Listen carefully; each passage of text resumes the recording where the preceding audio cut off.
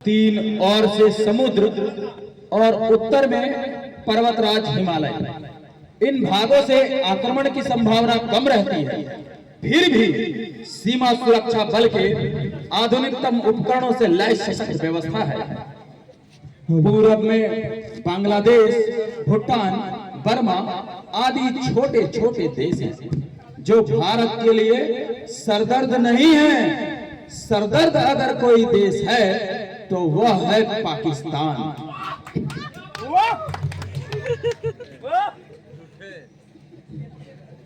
पश्चिमी उत्तरी भाग में यह स्थित है। ये है पाकिस्तान। नल्ला पाकिस्तान यार। तुम्हें पहले भी कई बार बता चुका हूं कि 15 अगस्त 1947 से पूर्व पाकिस्तान भारत का ही अंग था। आज यह भारत का कट्टर दुश्मन बन गया है। यहाँ की भूमि, संपदा और जनता तक को अमेरिका जैसे साम्राज्यवादी शक्ति के हाथों गिरवी रख करके यहाँ की वहां की तानाशाही सरकार आधुनिकतम हथियारों एवं निक्षेपणास्त्रों से लैस हो गई है। अब तो यह अणु और परमाणु बम भी बना रही है। इसकी यह सारी तैयारियां भारत पर आक्रमण करने के लिए है। कई बार तो यह भारत पर आक्रमण कर भी चुका है। स्पष्ट है, पाकिस्तान शांति का समर्थक नहीं है। यह युद्ध के विनाश लीला का तांडव नृत्य करना चाहता है। जब जब उसने हमारे देश पर आक्रमण किया, तब तक हमारे देश के वीर जवानों ने अपनी बहादुरी और बलिदानों से उनको मुंहतोड़ जवाब दिया। उसकी सेनाओं को पीठ दिखानी पड़ी। इस काम में पंजाब प्रांत के वीर जवान अपनी कुर्बानियों से देश की रक्षा की और इसकी अखंडता को कायम रखा। आजादी की लड़ाई में भी पंजाब आगे रहा है। शहीद आजम भगत सिंह और अन्य शहीदों ने अपने बलिदानों से देश की अंग्रेजों के तंबू भी भारत से उखाड़ दिए। आज वही पंजाब आतंकवादियों के खूनी पंजे का शिकार हो रही है। क्या है, कुछ पूछना चाहते हो? हाँ सर। पूछो। सर, अभी हमने आतंकवादियों की चर्चा की। वास्तव में आतंकवादी है कौन? बैठ जाओ।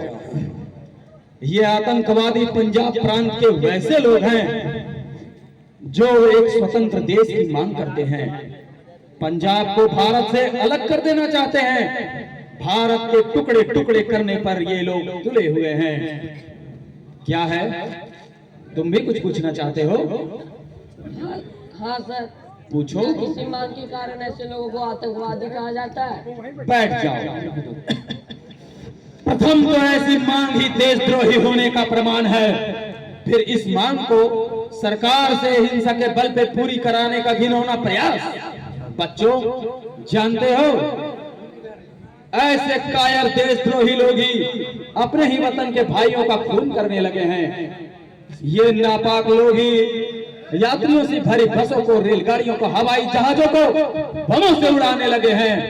इंदिरा गांधी जी को भी इन्हीं कायर देशद्रोहियों ने गोलियों से भून डाला। ऐसे देशद्रोही का सफाया करने से ही देश की अखंडता कायम रह सकती है। अबे मास्टर के बच्चे, लगता है तुम्हारे में दिन पूरे हो गए। हम आतंकवादियों के खिलाफ भाषण देते हैं। भाषण तो नेता देते हैं वोट के लिए। मैं तो अपने बच्चों को उपदेश दे रहा हूं ताकि आने वाले कल के हर नौजवान अपनी देश की सुरक्षा के लिए अपने आप को स्वयं ही तैयार रख सके। तो तू देशभक्ति का पाठ पढ़ा करता है? बेशक, देशभक्ति का पाठ अपने विद्यार्थियों को पढ़ाना हर शिक्षक शिक्षिका का फर्ज है और देशभक्ति का पाठ पढ़ाने वालों को मौत की गहरी सुनाना हमारा फर्ज है। धिक्कार है तुम्हारे इस फर्ज को जो तुम्हें अपने ही वतन के भाई बहनों का, मासूम बच्चों का खून करना सिखाती है। महज मामूली घृणा क्षुद्र स्वार्थ के लिए तुम्हारी जिंदगानी पे, तुम्हारे इस फर्ज पे।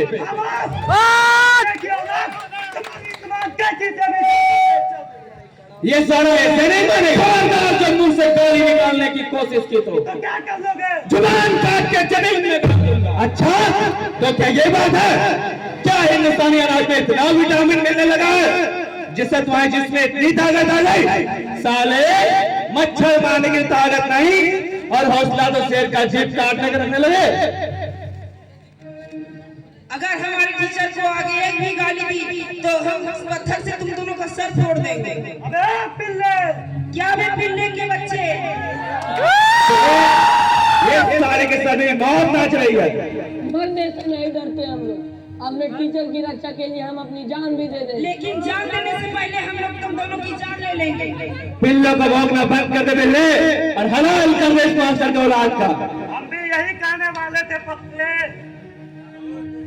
खबरदार जो एक कदम आगे बढ़ाया भून के रख दूंगा दोनों को। पिस्टल फेंक दो मास्टर, वरना नहीं नहीं, इन मासूम बच्चों को नहीं मारना, ये तो चमन के बोल है।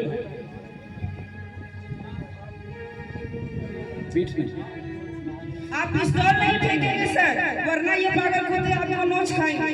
हम लोगों की फिक्र ना कीजिए सर।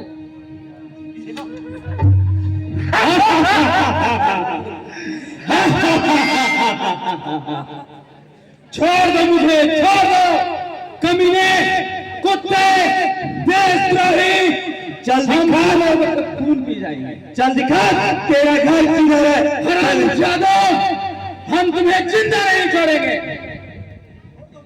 छोड़ दो हमारे टीचर को, वरना पत्थर से सर फोड़ देंगे तुम दोनों। कुत्ता, कमीना, तुम का पिल्ला।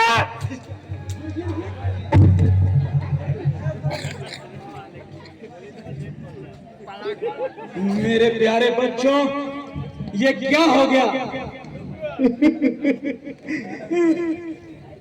ये क्या हो गया? कुत्ते, कमीने, देशद्रोही, भारत माता की